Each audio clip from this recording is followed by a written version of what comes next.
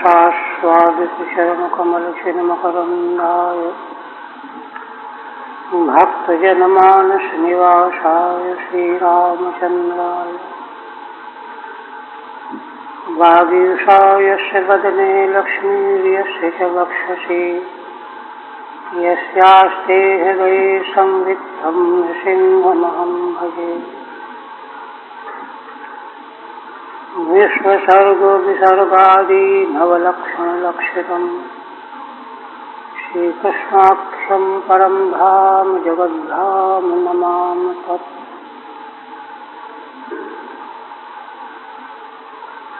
परम आदरणीय यति वृंद, भक्त वृंद एवं श्रोत्र वृंद, श्रीमद् भागवत के दशम स्कंध उत्तरार्ध के अंतर्गत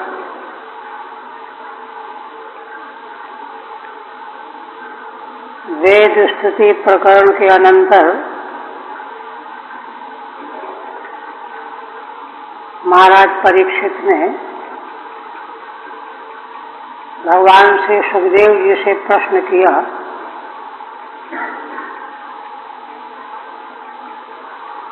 कि देवता, मनुष्य, असुरों में जो भगवान शिव की आराधना करते हैं वे धन ऐश्वर्य से संपन्न हो जाते हैं, जबकि भगवान शिव अत्यंत वैराग्य की प्रतिमा मूर्ति श्मशान में रहते हैं। और जो भगवान लक्ष्मीपति भगवान की उपासना करते हैं वे ऐसे नहीं होते। तो इस संबंध में मेरे मन में बड़ी शंका है, आप कृपा करके बताइए। तो उसी के उत्तर में भगवान सुखदेव जी ने निरूपण किया कि तीन गुण जो प्रकृति के सत रजतम हैं, उन तीनों गुणों को ब्रह्म चैतन्य गुणों से विशिष्ट होकर के वही ब्रह्मा, विष्णु और शिव के रूप में संसार की उत्पत्ति, पालन और संहार के लिए गुण विशिष्ट चैतन्यांश का प्राकट्य जो है प्रतिबिंब के रूप। किंतु बिंब भूत जो चैतन्यांश है वह गुणों से असंश्लिष्ट रहता है। जीव और जगत का जो गुणों से संबंध है वह तो पूरी तरह से गुणों के अधीन रहने वाला है, जीव और जगत। किंतु ये तीनों विभूतियां गुणों के अधीन रहने वाली नहीं है, गुणों के नियामक है, नियंत्रक है। इसलिए लीला कार्य के लिए वे गुणों को स्वीकार किए रहते हैं। वस्तुतः उनका पारमार्थिक स्वरूप बिंब भूत ही होता है। भगवान शिव के संबंध में बताया गया कि तमोगुण के अधिष्ठाता भगवान शिव है, त्रिलिंग है। त्रिलिंग माने तीन प्रकार का अहंकार, वैकारिक, तेजस और तामस। उससे 16 पदार्थ प्रकट होते हैं। उन 16 पदार्थों से उपहित जो तत्त चेतन देवता, उनकी आराधना करने वाले को विभूतियों की प्राप्ति होती है। किंतु भगवान विष्णु का जो स्वरूप है क्योंकि भगवान सत्य गुण की उपाधि वाले हैं ना, तो तीनों गुणों में सत्य गुण का उत्कर्ष प्रसिद्ध है। इसलिए सत्य गुण भी शुद्ध सत्य रूप में प्राप्त होकर के वह निर्गुण हो जाता है। इसलिए जो भगवान की उपासना आराधना करते हैं वे धन संपत्ति ऐश्वर्य विभूतियों की प्राप्ति नहीं होती उनकी, वे तो निर्गुण रूप को प्राप्त होकर के मुक्त हो जाते हैं, मोक्ष प्राप्त होता है। यही सब प्रतिपादन करते हुए भगवान सुखदेव जी वर्णन कर रहे हैं।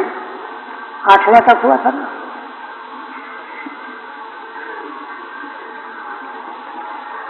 इस संबंध में श्री सुखदेव जी ने पूर्व का व्रत भी प्रस्तुत किया। अश्वमेध यज्ञ के अनंतर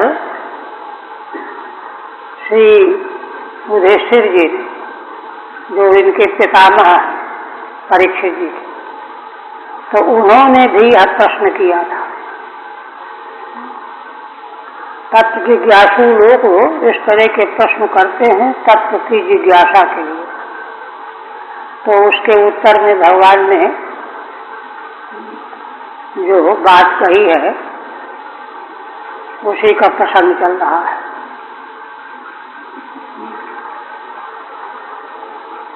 भगवान वहाँ युधिष्ठिर आदिकों के समक्ष कह रहे हैं कि मैं जिस पर अनुग्रह करता हूँ पहले उसका धीरे धीरे धन हरण कर लेता हूँ।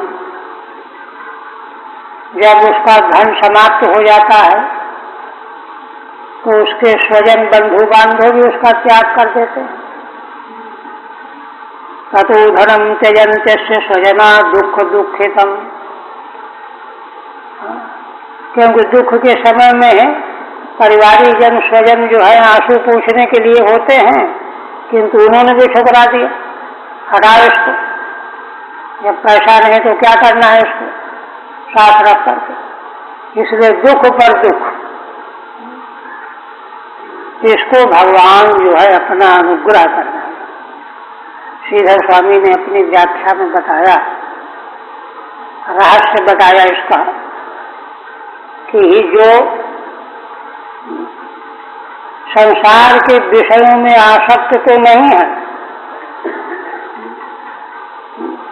सदाचार रूप धर्म का पालन करते करते विषयों से उनको उपेक्षा बुद्धि तो हो गई है, किंतु फिर भी समक्ष विषय प्राप्त हो जाने पर उनको वे स्वीकार कर लेते हैं।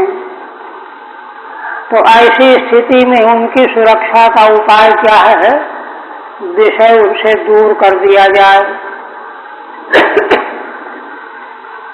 नहीं तो जो है वे विषयों से अलग अपने को कर नहीं पाएंगे, फंस जाएंगे, उलझ जाएंगे। इसलिए भगवान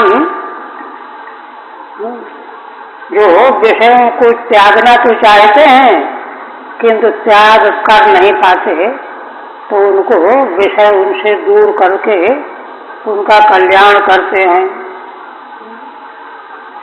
ये और फिर जब इस प्रकार से धन रहित होकर के स्वजन संबंधी भी त्याग देते हैं तो वह दुख पर दुख प्राप्त करके संसार से वैराग्यवान हो जाता है। संसार और संसारी व्यक्तियों से उपरामता के बिना, वैराग्य के बिना भगवान की ओर जाना बड़ा कठिन काम है। कठिन ही नहीं बल्कि असंभव है। इसलिए भगवान का अनुग्रह यही है कि धीरे धीरे उसको सारे संसार से अलग कर देना।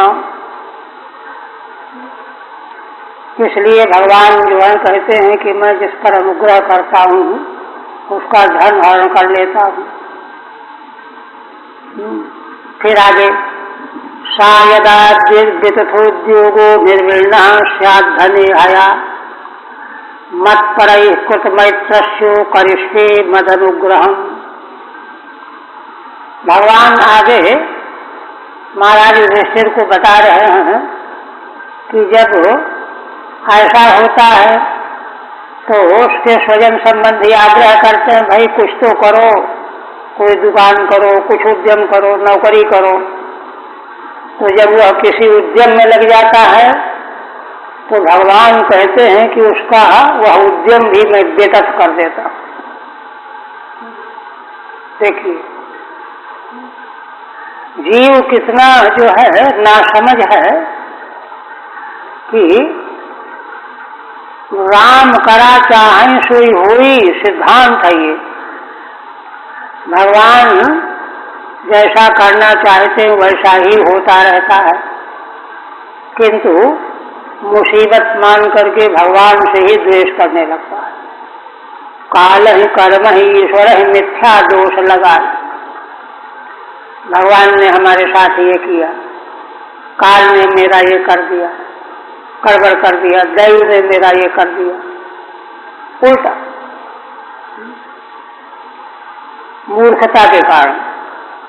किंतु शास्त्र का रहस्य है यह, और यह बात दिखाई उसको पड़ेगी जिसके जीवन में सदाचार होगा। सदाचार नहीं होने पर अशुद्ध चित्त में यह भगवत कृपा का अनुभव ही नहीं होगा। तो जब विदत उद्योग हो जाता है तो धने हया निर्विण्ण, अब सोचा हरावत धन के पीछे नहीं पड़ेंगे, खाता हो रहा तो जाने। धने हया निर्विण्ण, निर्विण्ण होकर के, उदासीन होकर के तब फिर जो है वह भगवान के भक्तों के पास जाने लगता है। मत्परैः कृतमैत्रस्यो, मत्पर जो संत जन है, भागवत जन है, क्योंकि जीव को जब कहीं सहारा नहीं मिलता अपने पराये सब ठुकरा देते हैं, तब संतों के निकट जाता है। आज भी ये बात देखिए, अब वह संतों के पास जाता है। मत्परैः कृतमैत्रस्यो, उनसे मित्रता जोड़ता है, उनके प्रति प्रेम पैदा करता है। और करिष्ये मदनुग्रहम्, तब जाकर के मेरा विशेष अनुग्रह उसको प्राप्त होता है, विशेष अनुग्रह। क्योंकि पुण्य पुंज दिन मिले न संता, पुण्यों का पुंज हुए बिना संत मिलेंगे ही नहीं। और संत मिलने का मतलब देखो ये है कि संत को हम चाहें भी तो, नहीं तो संत जो हैं चारों ओर घूम रहे हैं, हम चाहते ही नहीं, वैसे को मिले। संतों के दर्शन की अभिलाषा हो, प्रथम स्कंध में जहाँ सूत जी ने भगवान की ओर जाने का मार्ग बताया है, उपाय बताया है, वहाँ यही कहा है कि भाई घर गृहस्थी के आवश्यक समय को निकाल करके बीच बीच में तीर्थों में जाओ, क्योंकि मेरे अनुयायी संत तीर्थों में निवास करते हैं, पवित्र क्षेत्रों में रहते हैं, वहाँ जाओ, उनकी खोज करो। ये भी कहा है कि खोज करो, कहाँ संत मिलेंगे, उनका लक्षण बताया है, संतों की पहचान बताई है सूत जी ने कि ऐसे ऐसे जो इस आश्रम में संत प्राप्त हों, उनकी सन्निधि में रहो। यहीं से भगवान का अनुग्रह प्रारंभ होता है, इसलिए इसको भगवान विशेष अनुग्रह बता रहे हैं। तो करिष्ये मदनुग्रहम्, सा पुनर्बंधूनाम आग्रहेण धने हया प्रवृत्तोपि। श्रीधर स्वामी कहते हैं कि वह पुरुष अपने बंधुओं के आग्रह से जोर डालते हैं, नहीं नहीं कुछ तो करो, ये करो वो करो, तो धन की इच्छा से प्रवृत्त हो जाता है, भाई सब लोग कहते हैं तो कुछ करना है। किंतु मदनुग्रहण यदा निष्फलोद्यमो उद्यम, भगवान के अनुग्रह से जब उसका उद्यम भी निष्फल हो जाता है, यदा निष्फलोद्यमो भवति, तब निर्वीण, तब खिन्न हो जाता है। निर्वीण स्यात् तदा मदनुग्रहमिति ममा साधारण अनुग्रहम। इस तरह से जब पूर्ण वैराग्य प्राप्त हो जाए, निर्वीणता आ जाए, अतः हमको नहीं चाहिए धन संपत्ति, रोम रोम जब उससे अलग हो जाए, हट जाए, तब भगवान कहते हैं कि ये मेरा विशेष अनुग्रह समझना।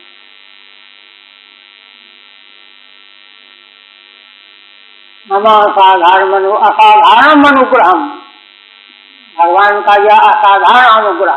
असाधारण अनुग्रह का मतलब यह अनुग्रह सबको नहीं होता, दूसरों को इस प्रकार का भगवत अनुग्रह प्राप्त नहीं होता, इसलिए असाधारण अनुग्रह ये है।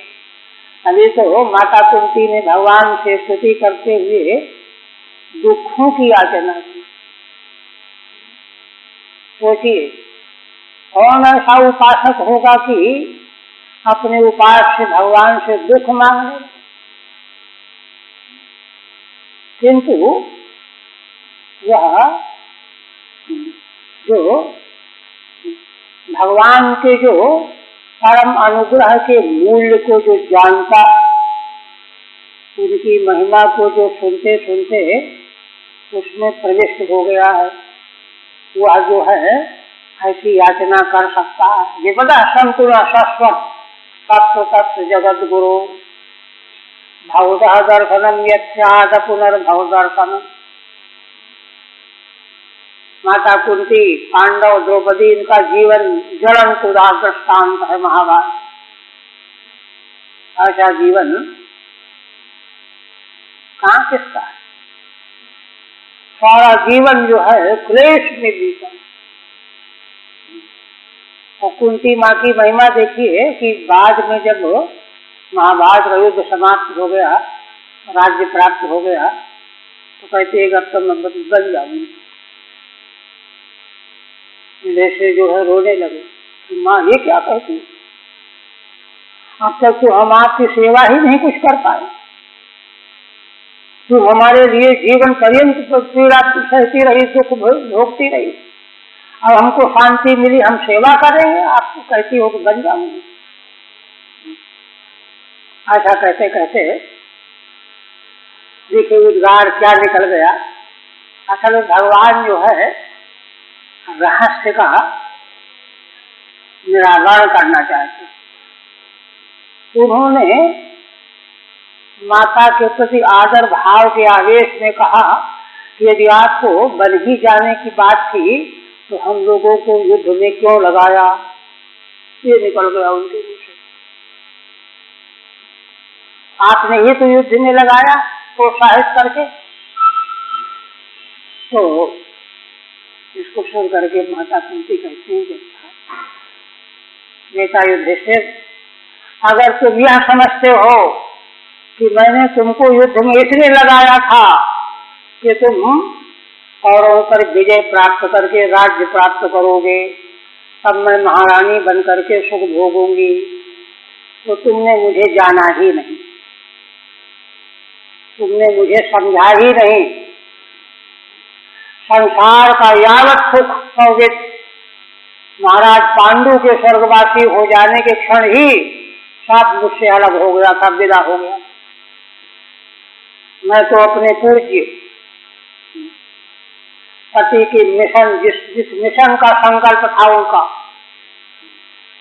और लंबी बातें हैं कि जो है उनको बड़ी चिंता क्यों थी। देखिए वैदिक सनातन परंपरा का आचार शास्त्र यह है कि योग्य उत्तराधिकारी के रूप में राजा को स्थापित करके ही बन जाना चाहिए। चौथे पन्न कानन जाई, किंतु वहां तो भी संतान ही नहीं थी। किसको सौंपेंगे राज्य? इसको बहुत अनिवार्य वेदाज्ञा कहा गया। यह न करने के कारण ही इंद्रद्युम्न को अगस्त्य ऋषि ने शाप दे दिया। उन्होंने योग्य उत्तराधिकारी की नियुक्ति किए बिना त्याग कर दिया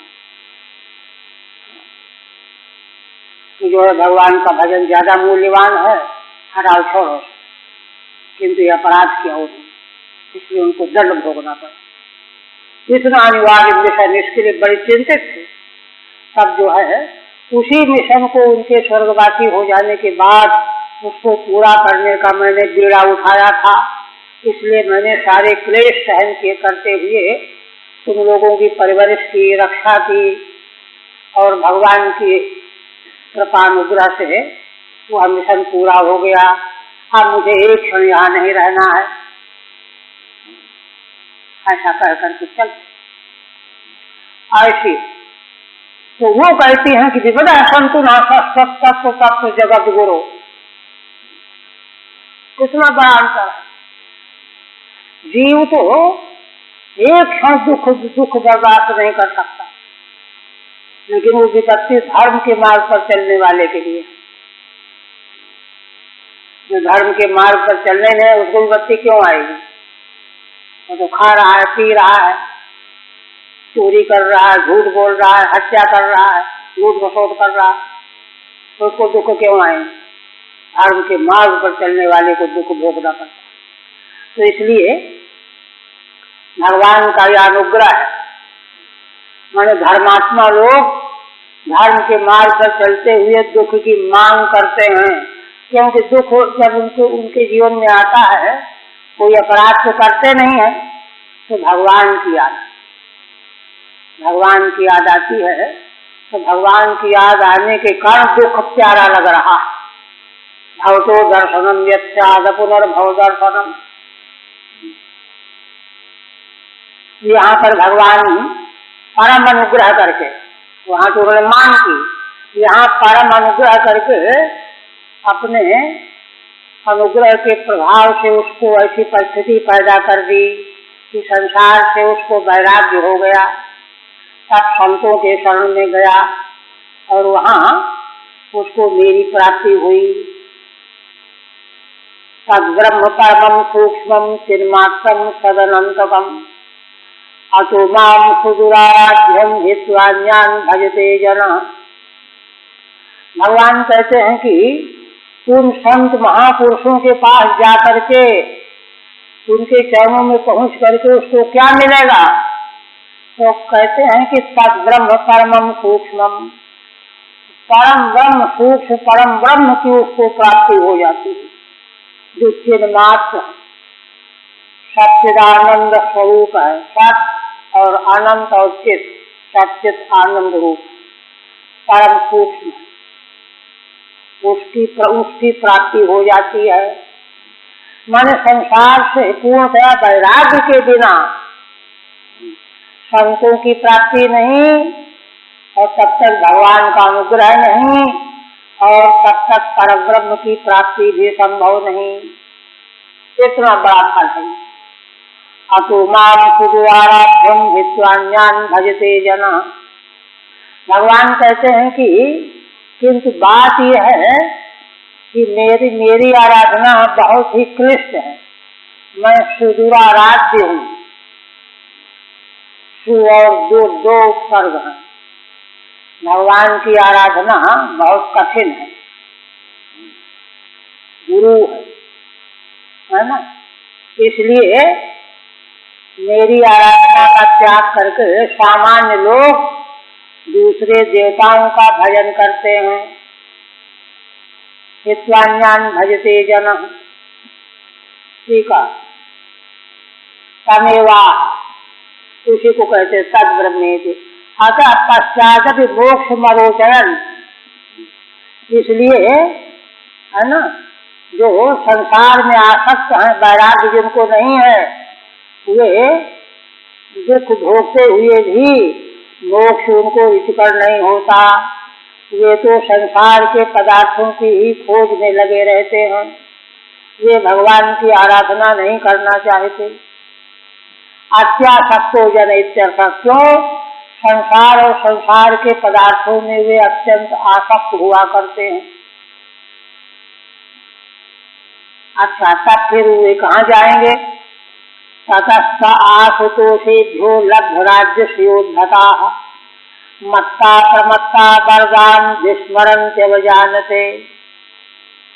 भगवान कहते हैं कि तब तो वे लोग, संसारी लोग, संसार के पदार्थ और भोग चाहने वाले, वे लोग आशुतोषे बहुत जल्दी प्रसन्न हो जाने वाले देवताओं की आराधना करते हैं, और वे आराधना करके आशुतोष भगवान शिव और ब्रह्मा से राज्य श्री संपत्ति प्राप्त भी कर लेते हैं।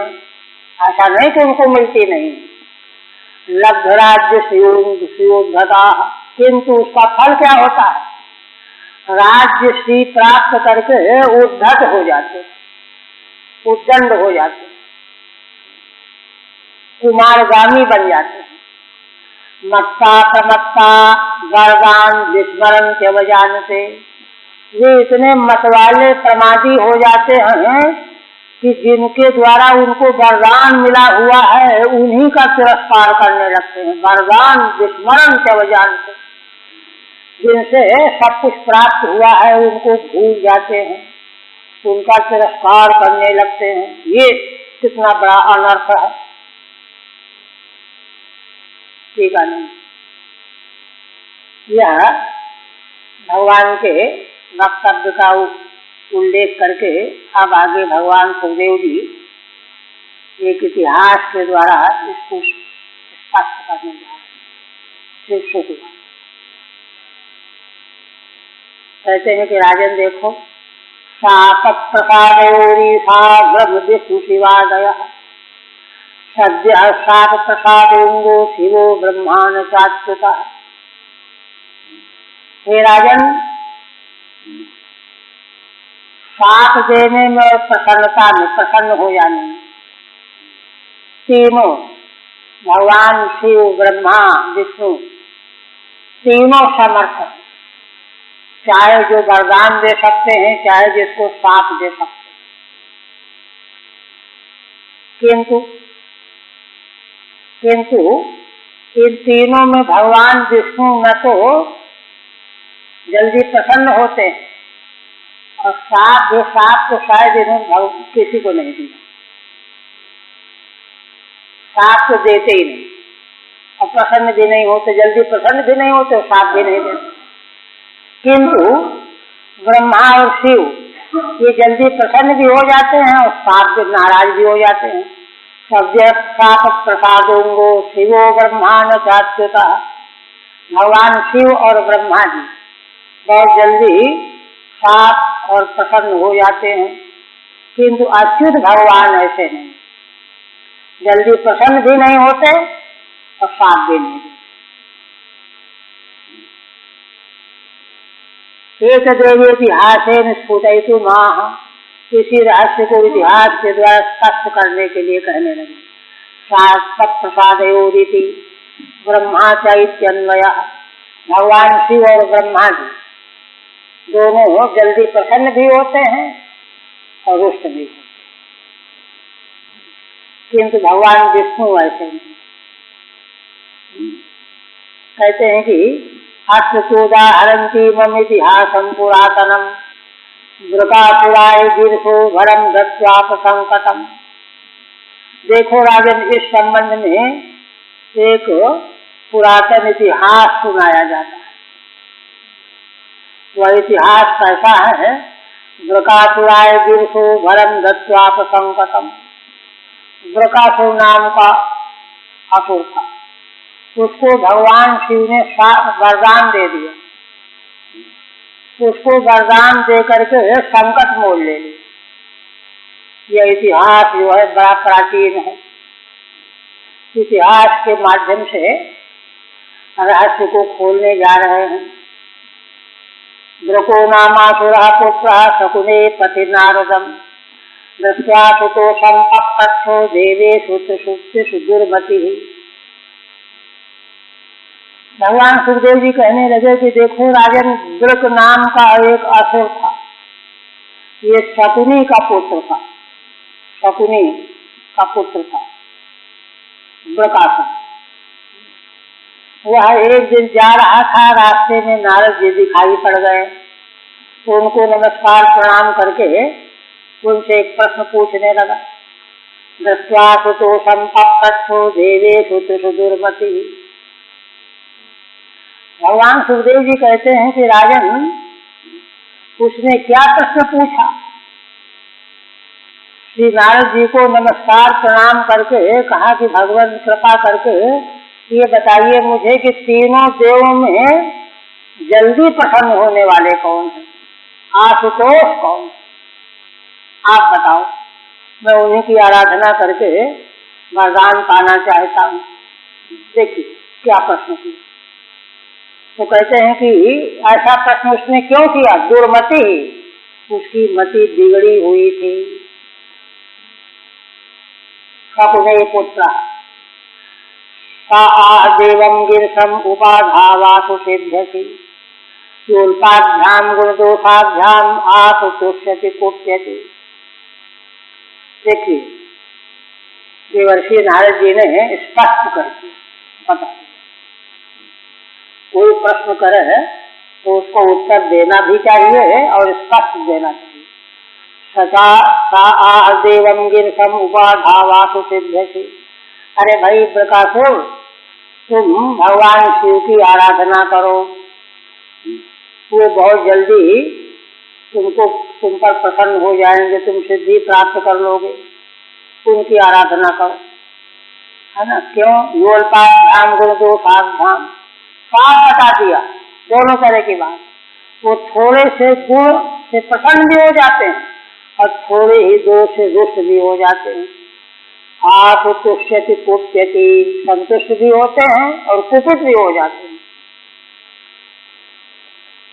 और देखिए उसको अंधेरे में नहीं रखा, स्पष्ट बता दिया कि दशास्त्र वायोस्तुष्ट सुवतोर बंदिनोरिव ऐश्वर्य मतुलम दत्वा सत आप सुसंकटम।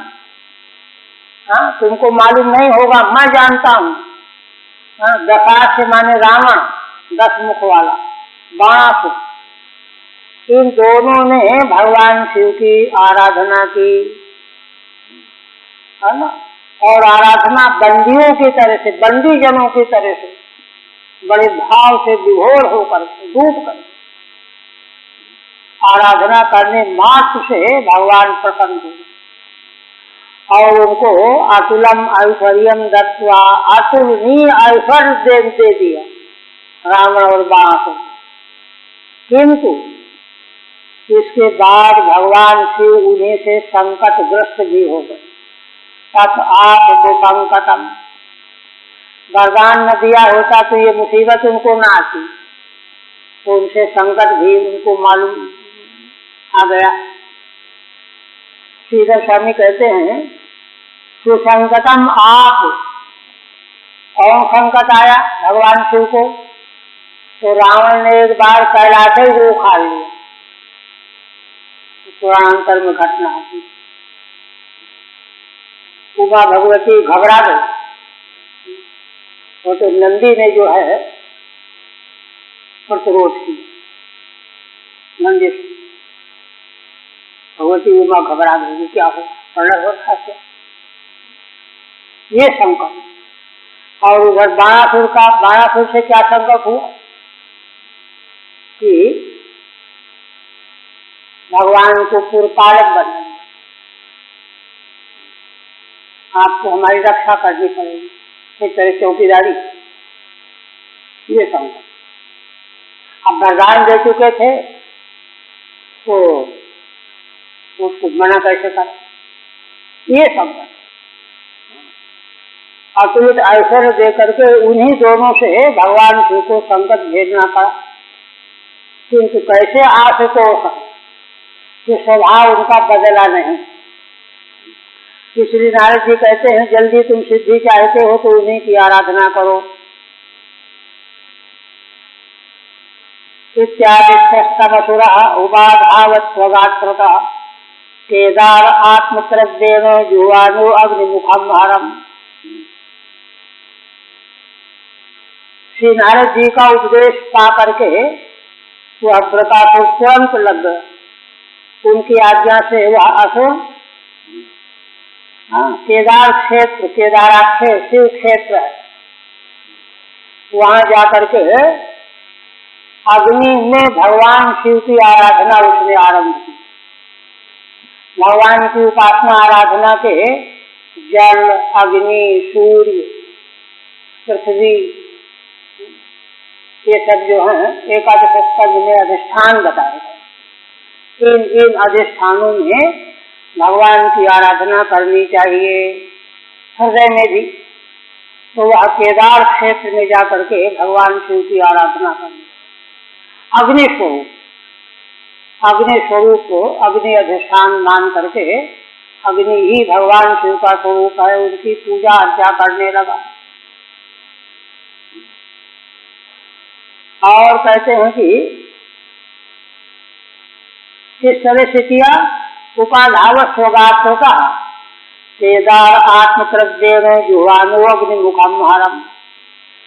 भगवान शिव अग्निमुख वाले, तो उसमें अपने शरीर का मांस काट काट करके हवन करने लगे। ऐसी आराधना,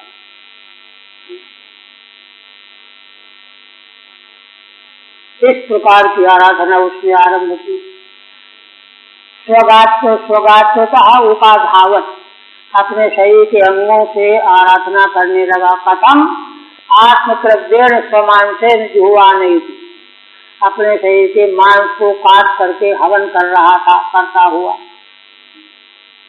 फिर देखिए, देवोपलब्धिमप्राप्तो निर्वेदात् सप्तमेऽहं स्वगस्त्यस्वधितिना सत्तीर्थक्लिन्नमूर्धजम्। किंतु 7 दिन निकल गए, भगवान का दर्शन नहीं हुआ। जब वृकासुर को देवोपलब्धिम अप्राप्त, इतने दिन हो गए भगवान ने दर्शन नहीं दिया, तो उसको बड़ी गिलानी हुई। उसने क्या किया, 7वें दिन तेज छुरे से अपना सिर काट करके भगवान में चढ़ाने लगा। स्वरोगस्त्यस्वधितिना, है ना, शास्त्र के द्वारा सिरा और वृक्ष, है ना, काटने को उद्यत हो गए। सप्तीर्थक्लिन्नमूर्धजम्, सिर कैसा, केदार तीर्थ में स्नान करके गीले बालों से युक्त उसका सिर था, उसी को काट करके मैं हवन कर दूंगा, ऐसा किया उसने। अवृक्षत मैंने छेतुम उद्यता, सप्री प्रत्यांत है, काट करके हवन करने को उद्यत हो गया। तदा महाकारुणिकः स धूर्जटिर् यथा वयं चाग्निरिवोत्थितो नलात् निगृह्य दोर्भ्यां हृदयोर्न्यवारयत् तत्स्पर्शनात् भूय उपस्फुटाकृतिः। भगवान शिव तो सर्वज्ञ है, जान गए। तब महान कारुणिक भगवान शिव धूर्जटि, जिनकी जटाएं जो हैं धू धू करके प्रतीत होती, हाँ, उन्होंने क्या किया, यथा वयम, जैसे हम लोगों में से कोई भी उसके सामने कोई आत्महत्या करने जा रहा, दौड़ के पकड़ लेगा, अरे ऐसा न करो, ऐसा न करो। उसी तरह से भगवान शिव ने अग्नि से प्रकट होकर के उसका हाथ पकड़ लिया, अरे ऐसा क्यों करते हो, कारुणिक हो गए। अग्निवोत्थितो नलात्, अग्नि कुंड से ही अग्नि स्वरूप भगवान शिव प्रकट हो गए। निगृह्य दोर्भ्याम भुजो निवारयत, और भगवान शिव ने उसकी भुजाओं को पकड़ लिया, और ऐसा क्यों कर रहा है। तद स्पर्शनात् भूय उपस्फुटाकृति, तब भगवान शिव के मंगलमय स्पर्श को पा करके उसका सारा शरीर पहले जैसा निर्मल हो, रोज मांस काट के जो आता था वो भी सब बराबर हो, सुरक्षित हो। मूर्तिमान अग्निरीव देदीप्यमान मूर्तिमान अग्नि के समान भगवान देदीप्यमान होते हुए प्रकट हो गए। वयम अधुनातना, जैसे आजकल हम लोग भी यथा किंचित दुखेन मर्तु कामम वारयामः, जैसे कोई हम लोगों के सामने भी किसी दुख के कारण मरने जा रहा हो तो हम लोग दौड़ के पकड़ लेते हैं, भाई ऐसा मत करो। ऐसे ही भगवान शिव ने उसको पकड़ लिया। असत उपस्प्रकाश करते ही और भगवान के मंगलमय अंग स्पर्श से उसका सारा शरीर सुरक्षित हो गया। परिपूर्ण देहो अभवत, जो मांस काट काट के हवन कर चुका था वह सब पूर्ण हो गया। तम निवार्य देव माहस, उसको रोकते हुए भगवान उससे कहने लगे, क्या कहने लगे? समाह चांगालमलंबणे स्वमे यथाभिकामं वितराभिते वरम प्रिये यतो ये नृणाम प्रपद्यता महो स्वयात्मा भ्रमर्जते वृथा। भगवान शिव कहने लगे कि हे अंग, बस बस ऐसा मत करो, मैं गणेश, तुम जो कामना करते हो, जो चाहते हो वह वरदान मुझसे मांग लो। गणेश में यथाभिकामं वितराभिते वरम, जो तुम्हारी कामना हो कोई भी वरदान तुम मांग लो, मैं देने को उद्यत हो रहा हूँ। प्रिये तो नाम प्रपद्यताम, और देखो कोई भी मनुष्य मुझको केवल जल दे देता है, जल चढ़ा देता है, इतने से मैं इतना प्रसन्न हो जाता हूँ, प्रसन्न हो जाता हूँ। सकल प्रपद्यताम अहो त्वयात्मा भस्मर्धते वृथा, अरे तुमने तो अपने शरीर को मेरे पूजा के लिए बड़ा क्लेश दिया, भस्मर्धते वृथा, व्यर्थ में क्लेश क्यों दे रहे? त्वयेनापि भजताम प्रीतः, जल से जल चढ़ा करके ही जो मेरा ध्यान करने वाला है उससे मैं प्रसन्न हो जाता हूँ। त्वया तो देहो वृथा पीजते, भगवान शिव की प्रसन्नता की यह बात जो प्रसिद्धतम है, यथार्थ, बहुत पुराणों में इतिहासों में ऐसे ऐसे आख्यान भरे पड़े। धोखे से भी भगवान के ऊपर जल किसी से गिर गया हो तो उतने से प्रसन्न आस हो। तो ये भगवान की कारुणिकता का सब दृष्टांत है, उदाहरण। तो इसलिए गोस्वामी जी कहते हैं, इच्छित फल बिन शिव अवराध है, नाई न कोट यज्ञ जप साध। गौनगत पुराण के अनुसार तो कल चर्चा हुई थी, जैसे तो बिना शिव की आराधना के भगवान की ओर जाने का गुंजाइश ही नहीं। ये तो पूर्ण भूमिका तैयारी है, बहुत अनिवार्य है। गोस्वामी जी तो त्रिकालज्ञ वर्षी पुरुष थे, तो कह दिया कि वरदान मांग लो। अच्छा ठीक है, हो गई ना। आप कहते हैं देवम सबब्रे पापियान वरम भूत भयावह यश यश करम शेषनी घाशेषा मृतामिति। आप देखिए भगवान सुखदेव जी ये इतिहास सुना रहे हैं, ये क्षुब्ध होगा। अरे राजन परीक्षित, उन भगवान देव उससे उस दुष्ट ने क्या वरदान मांगा, देखो तो जरा। उनसे वरदान मांगा है ना, संसार के प्राणियों को भयभीत करने वाला वरदान, भूत भयावह। क्यों ना ऐसा वरदान मांगे? वो तो अतिशय पातियान था, महान पातिकी था, निकृष्ट था। क्या उसने वरदान मांगा? यस्य कर्म शीर्षे धाशेषा मृतामिति। हे भगवान, हमको आप ये वरदान दे दो कि जिसके जिसके सिर में मैं हाथ रख दूं वो मर जाए, समृता अंतिम। तब छुट्वा भगवान रुद्रो दुर्मना इव भारत ऊर्मिति प्रहसंस्तस्मै ददे हैरमृतम यथा। भगवान सुखदेव जी कहते हैं कि उसके वरदान को सुन करके भगवान रुद्र शिव उनका मन बड़ा खराब हो गया। कितने कारुणिक भगवान, लेकिन यह दुष्ट जो है ऐसा वरदान मांगा तो उनका मन जो है खराब, दुर्मना हो।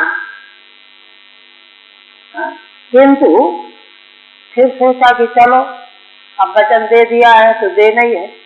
वो मुझे प्रहसंस्तस्मै हंसते हुए, हंसने का मतलब कि देखो कितना मूढ़ है, यह दुष्ट है, नीच है कि क्या वरदान मांग रहा है। अब चलो, अब जो उसके मन में आया मांग रहा है। प्रहसंस्तस्मै ददे अहिरमृतम यथा, दे दिया उसको, जाओ ठीक है, ऐसा ही होगा। दातुम अनर्हमपि दत्तवान, यद्यपि यह वरदान देने लायक नहीं था, अयोग्य था, किंतु दे दिया। तो यह वरदान देना सर्पाय क्षीरमिव, सर्प को अहि बने सर्प, अमृत का दुग्ध भी अर्थ होता है। तो अब जैसे जैसे सर्प को कोई दूध पिला दे, अमृत पिला दे, ऐसे ही उस दुष्ट को भगवान ने वरदान दे दिया कि अब जो होगा देखा जाएगा, निपटना पड़ेगा। नूनम गौरी हरणलालसा सा तद्वर परीक्षार्थम शंभुर्मूर्धिलासुरा स्वास्थ्यम धातु मारे भेषो बिभ्यक्षिवा। देखिए, कहते हैं कि जब भगवान शिव से वरदान मिल गया तो वह असुर तो था ही, नूनम गौरी हरणलालसा, माने उसके भीतरी मन में था कि अगर ये हमारे हाथ रखने से मर जाएंगे तो पार्वती जी का मैं हरण कर ले जाऊंगा। किंतु ऊपर से वह यह प्रतीत करा रहा था कि मैं वरदान सही है कि गलत है, परीक्षा लेना चाहे, पक्का वरदान है कि नहीं। तद्वर परीक्षार्थम शंभोन्मूर्धिलास हो रहा है ना। भगवान के द्वारा दिए गए वरदान की परीक्षा के लिए उस दुष्ट असुर ने सिर पर हाथ रखने के लिए हाथ बढ़ाया। स्वास्थ्यम धातु मारे भेषो बिभ्यक्षिवा, जैसे ही अपना हाथ भगवान शिव की ओर बढ़ाया रखने के लिए, तो अब भगवान शिव तो बड़े डर गए, घबरा गए। और ये डरना जो है उनको अपने ही कर्मों का फल, भयभीत हो गए। ठीक है, तेनोपसृष्टः संतस्तः पराधावत् सवे पथु यावदन्तं दिवो भूमे काष्ठानामुदगादुदत्। अब तो वह अब भगवान को डर के मारे भागे, ये पीछे लगा, ये पीछे हाथ रखने के लिए पीछे भाग रहा है, भगवान अपने को बचाने के लिए भाग रहे, संतुष्ट हो गए। पराधावत् सवे पथु, उनका शरीर कांप रहा था, भागे चले जा रहे, और है ना भूमि के अंत तक, दिवलोक के अंत तक भागते गए, सब दिशाओं में भागे। काष्ठा नाम, है ना, भूमि के चारों दिशाओं में जहाँ जहाँ दिशाएं जहाँ तक हैं वहाँ तक भगवान दौड़ करके गए। उत्तर दिशा की ओर, उत्तर दिशा की ओर फिर और आगे बढ़ते चले गए। उपसृष्टा माने अनुगत आसान, नरकासुर पीछे लग गए, है ना, इसलिए वे भागे। उदगात अधावत, दौड़े भागे। उदक बने उत्तर दिशा की ओर। अजानन्तः प्रतिविधिं तूष्णी मासं सुरेश्वरा ततो वैकुंठमगमद्भास्वरं तमसः परम्। कहते हैं कि रास्ते में तो देवता लोग भी मिले उनको कुछ अनुमान लगा भी, किंतु अब हम ऐसी स्थिति में क्या कर सकते हैं, क्या उपाय किया जा सकता है, उनको कुछ मालूम ही नहीं। कोई उपाय बचने का उनको मालूम ही नहीं। तूष्णी मासं सुरेश्वरा, देवताओं के जो अधीश्वर हैं वो चुप रह गए, भगवान का स्मरण करने लगे, भगवान ही रक्षा करेंगे, हम क्या कर सकते हैं। ततो वैकुंठमगमद्भास्वरं तमसः परम्। तब तो अंत में भगवान शिव जो है वैकुंठ को, वैकुंठम भास्वरम जो तम के परे, तम माने अविद्या का क्षेत्र है, अविद्या अंधकार माया का क्षेत्र, उससे परे भगवान का धाम है वैकुंठ, वहाँ प्रकाशमय धाम। वैकुंठम श्वेत दीपम, श्वेत दीप नाम का धाम है भगवान। यत् नारायण साक्षात् न्यासिनां परमागति शांतानां निष्दंडानां यतो नावर्तते गतः।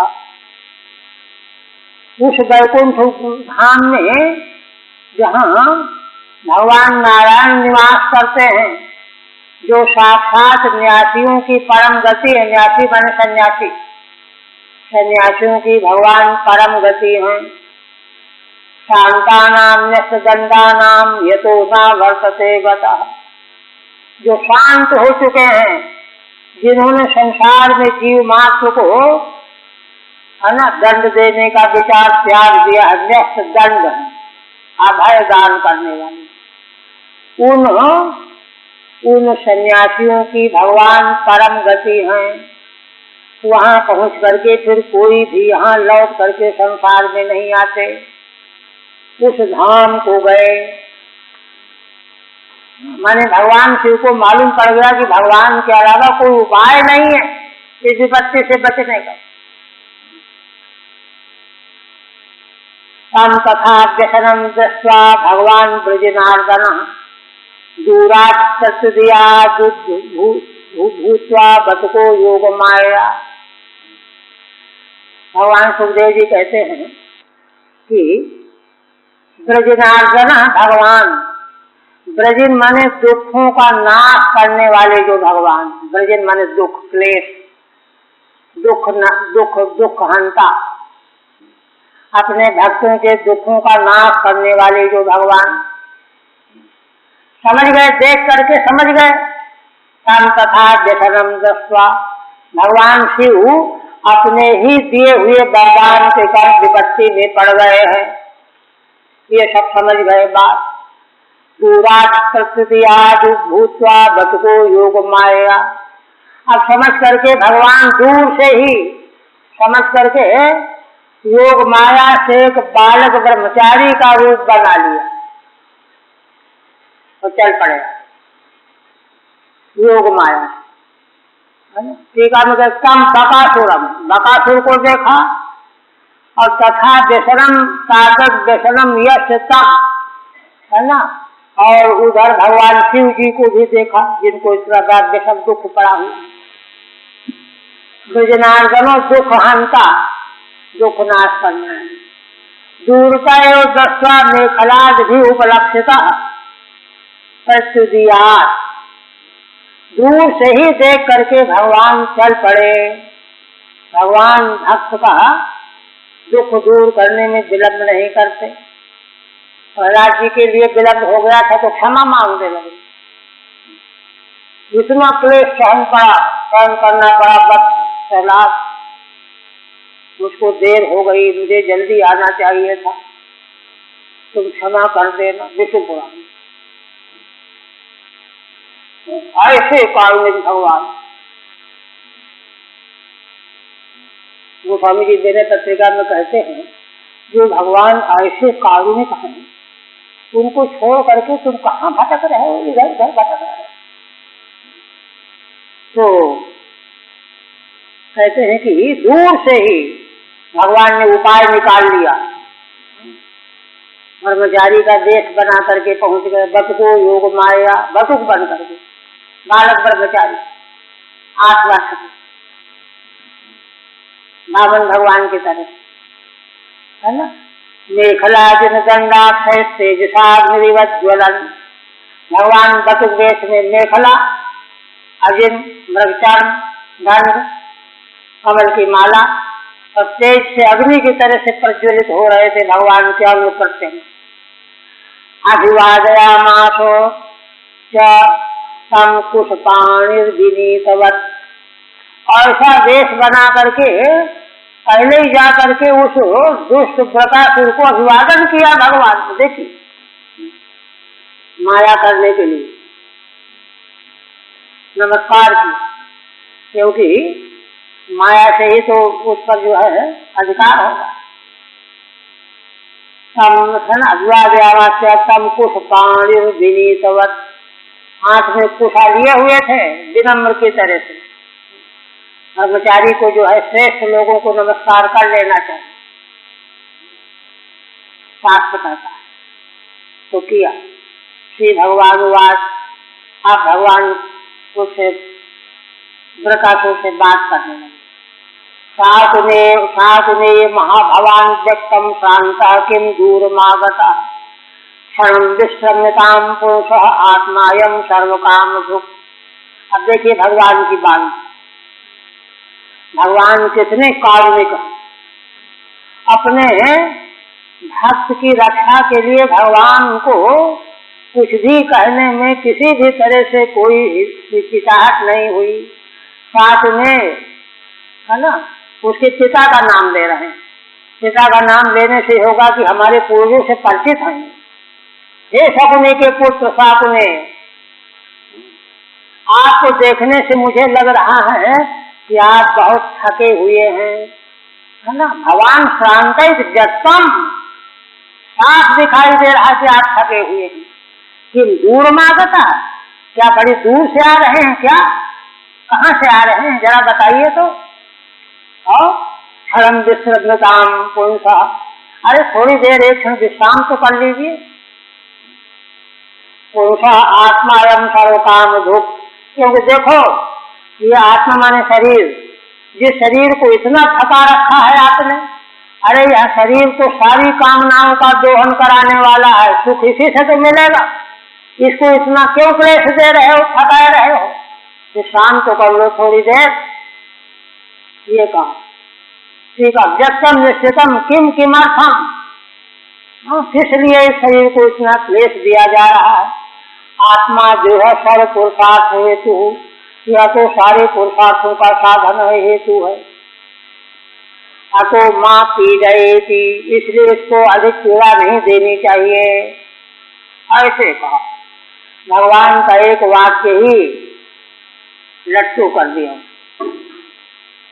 फिर देखिए दूसरी बात, यदि न श्रवणायालम युष्मद्यवसितम विभो नैवताम पायसः कुंभिर्भृतैः स्वार्थान समीहते।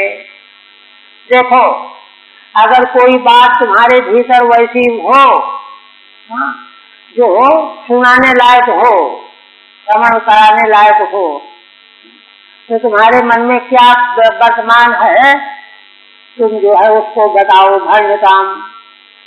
और देखो, इसलिए हम पूछ रहे हैं कि प्रायशः कुंभिर्भृतैः स्वार्थान समीहते। संसार में लोग जब कभी अपने से सफलता नहीं प्राप्त कर पाते तो दूसरे लोगों की राय लेकर के उनको सफलता मिल जाती है। तो तुम अपनी बात बताओ, शायद हमारी राय से तुमको सफलता मिल जाए। ये भगवान का पूछा। ठीक है। प्रायशः कुंभिर्भृतैः भवान स्वार्थान समीहते, है ना। दूसरे पुरुषों के द्वारा धारण किए जाने पर आप अपने स्वार्थ की सिद्धि कर सकते हैं। साधयितुम इच्छति, साधन कर सकते हैं, साधन की इच्छा कर सकते हैं। अथवा जना कुंभी सहाय, दूसरी व्याख्या, अथवा लोग दूसरे पुरुषों के सहयोग से स्वकार्याणि साधयति, अपना कार्य संपन्न कर लेता है। अतो न कथ्यतामिति, इसलिए क्या समस्या है हमको बताओ। शेषु हुआ।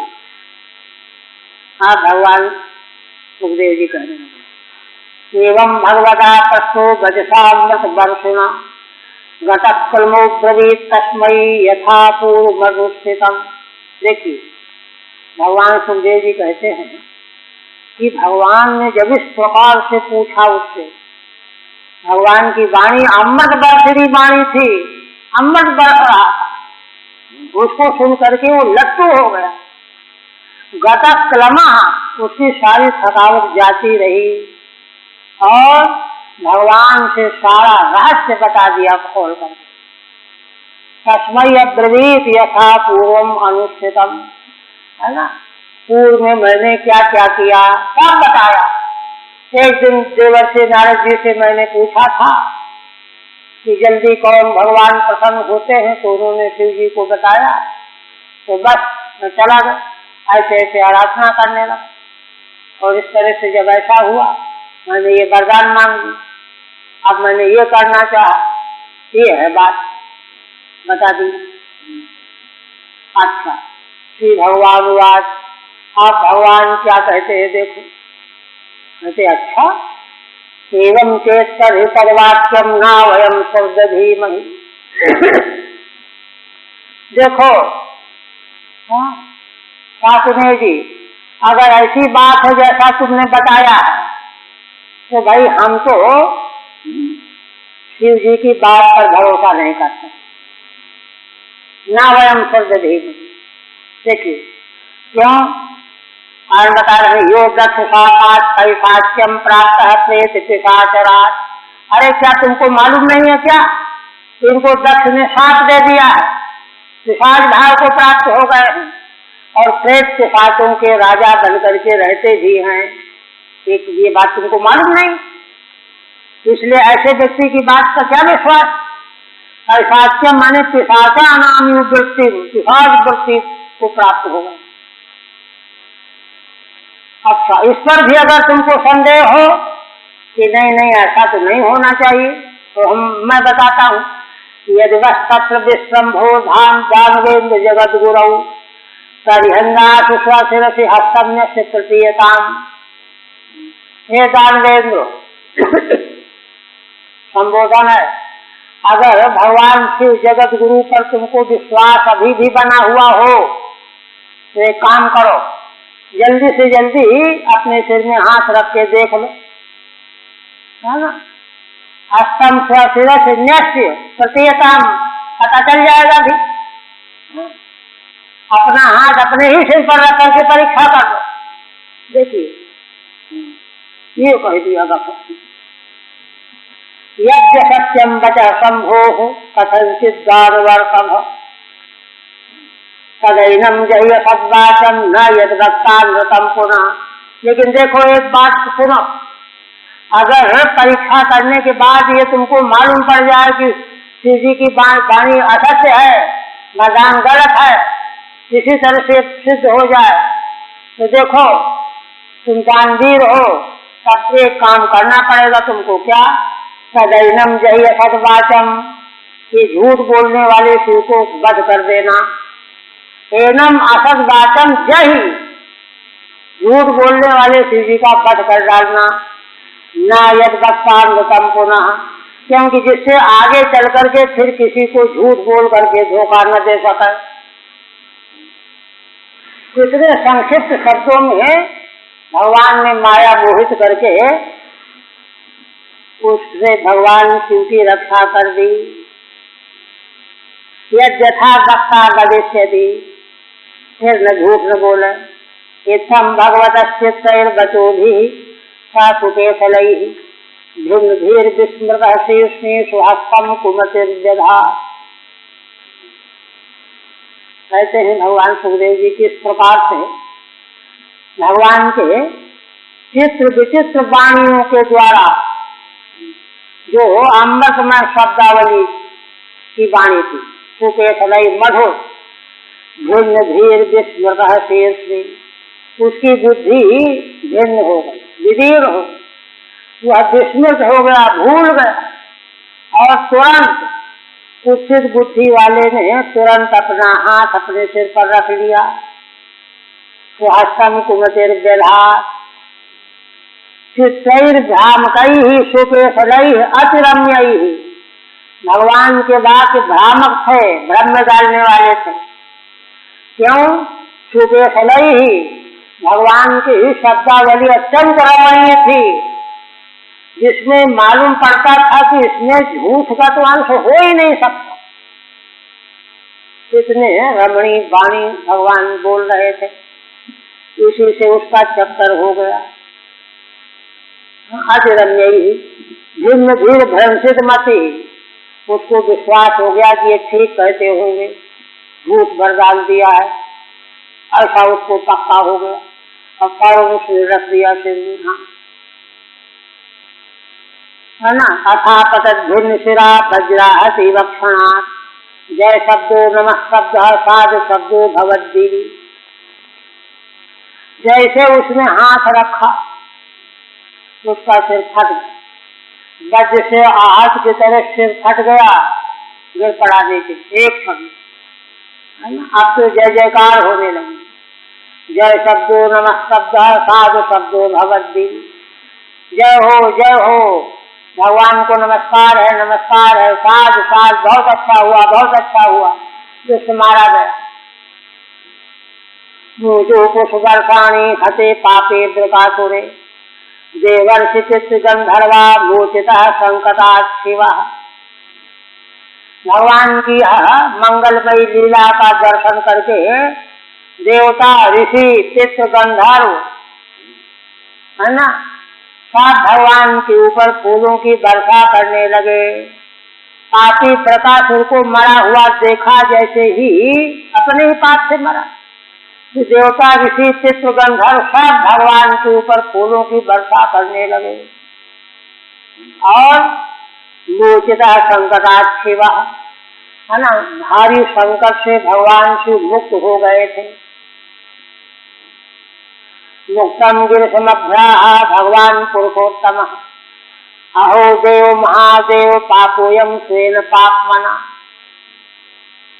जब भगवान से मुक्त हो गए उस विपत्ति से, तब पुरुषोत्तम भगवान उसे कहने,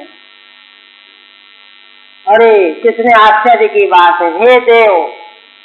और देव कहने से संतोष नहीं हुआ, हे महादेव, हे देव, हे महादेव।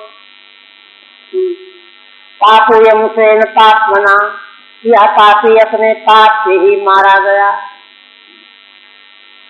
फिर कहते हैं, हता कोनु महत्वीशो जंतुर्वै कृततिलविषः, क्षेमे स्यात् किं विश्वे से तथागतो जगत गुरौ। अब जगत के भीतर कण विभाग प्रक्रिया का सिद्धांत भगवान बता रहे हैं। यह कर करके कि आपने ही पाप से मारा गया, स्वयं पाप का आता है, और ठीक ही हुआ। क्यों? कौन भाषी सो जंतुर्वै कृततिलविषः, ऐसा कौन जीव संसार में है जो महान पुरुषों के प्रति पाप का आचरण करने वाला होकर के जीवित रह जाए। क्षेमे स्यात्, संसार में कभी कोई भी प्राणी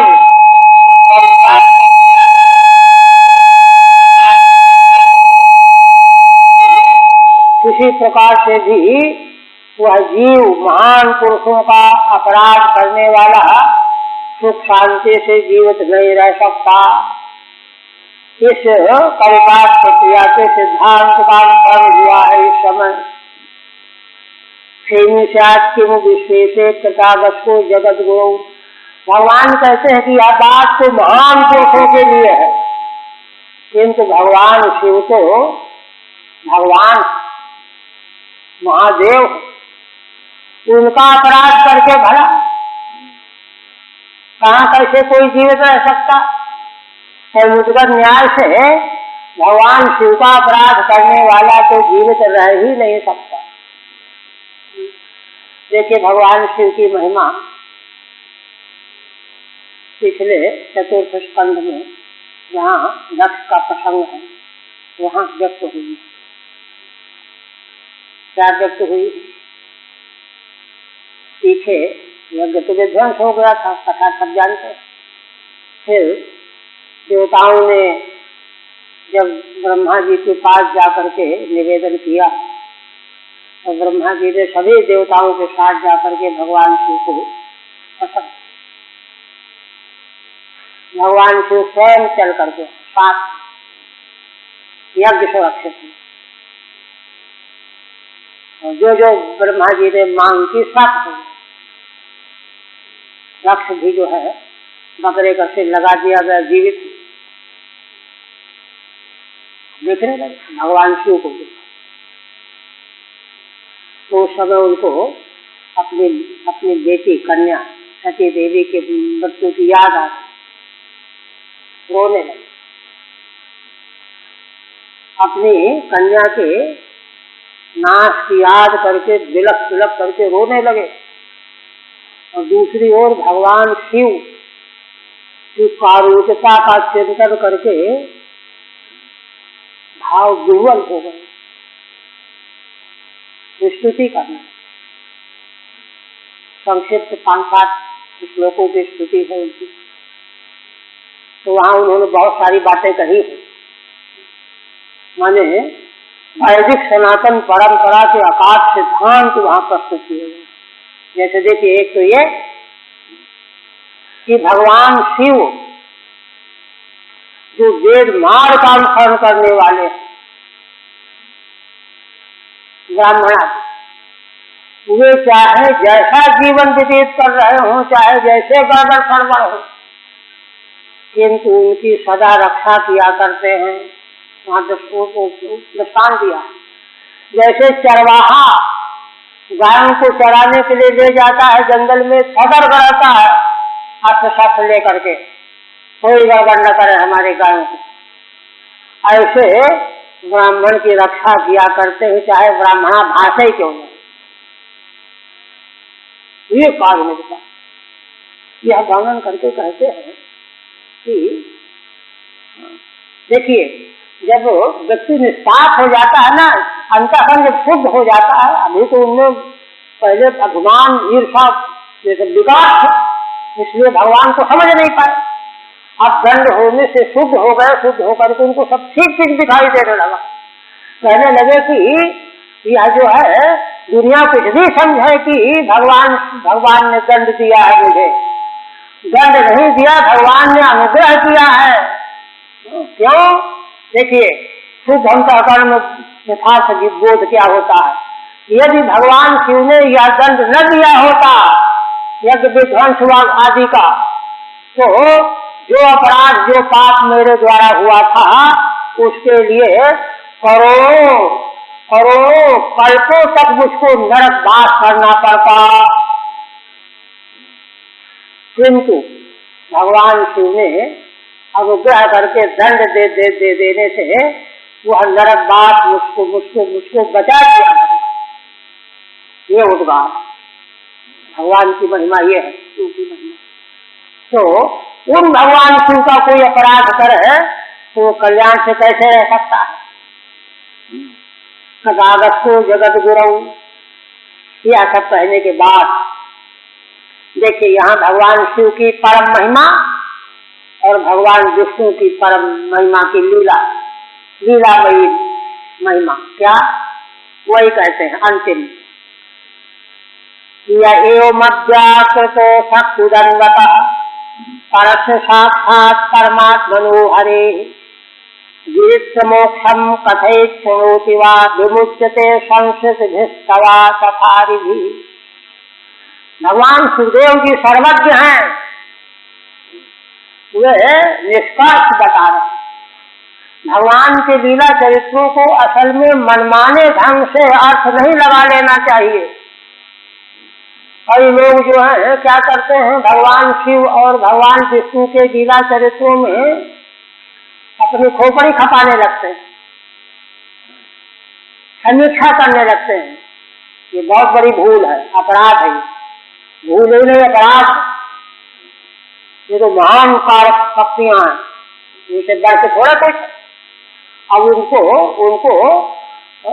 भगवत कृपा से उनके लीला चरित्रों के रहस्य को केवल समझना चाहिए महान पुरुषों के द्वारा। तो क्या कहते हैं, ये मध्याकत शक्ति दंडता, कहते हैं कि भगवान अव्याकृत शक्ति के समुद्र हैं। उदन्नता माने समुद्र से। अव्याकृत शक्ति भगवान के भीतर अनंत शक्तियां अव्याकृत रूप में विद्यमान है, शक्तियों का समुद्र है, महासिंधु है भगवान। परस्य साक्षात परमात्मनो हरे, क्योंकि भगवान श्री हरि साक्षात परात्पर तत्व हैं, परमात्मा है, साक्षात परात्पर तत्व हैं और अव्यक्त शक्तियों के महान समुद्र हैं। उनकी यह लीला, उन भगवान के द्वारा यह प्रस्तुत की गई लीला, घटित की गई लीला, जिसमें गिरित मोक्षम कथित शृणोति वा, जिसमें भगवान शिव का मोक्ष कहा गया है, इसको जो कोई कथन करेगा, आदर भाव श्रद्धा पूर्वक चाहे श्रवण करेगा, शृणोति वा विमुच्यते संस्कृतिभिस्तथारिभिः, तो वह संस्कृति माने बार बार आवागमन के चक्कर से और शत्रुओं से विमुक्त हो जाएगा, मोक्ष प्राप्त कर लेगा, बच जाएगा। ये महिमा ठीक है।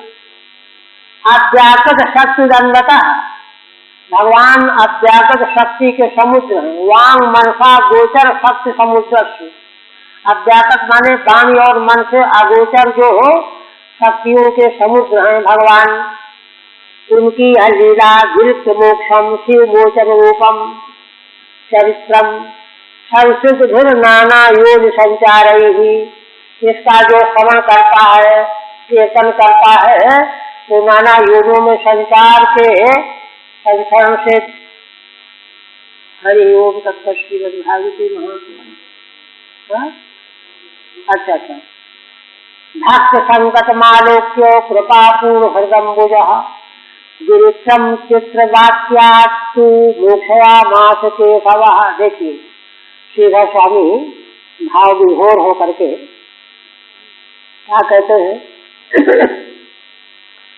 अपने भक्त का संकट देखा जब भगवान, तो भगवान कृपा की पूर्ण दृष्टि से ओतप्रोक्त हो गए। देखते ही दौड़ पड़े भगवान, तुरंत उपाय निकाल लिया। गिरित्रम चित्त पावाक्यात्तु, और भगवान ने कैसी चित्र विचित्र बातें की उससे, शकुनी के पुत्र से, वृकासुर से। माने भगवान शिव की विपत्ति से बचाने के लिए भगवान ने किस प्रकार की बातें की, चित्र विचित्र प्रकार की वाक्यावली, ये भगवान की कारुणिकता का कितना ज्वलंत उदाहरण है। मोक्षया मास केशव, और उस प्रकार से वाणी के द्वारा ही भगवान श्री केशव ने शिव जी को मुक्त कराया। मोक्षया मास केशव, ऐसे भगवान का हम ध्यान करते हैं। हरि ओम तत्सत श्रीमद् भागवते महापुराणे रुद्र मोक्षणम नाम 88तमोऽध्यायः।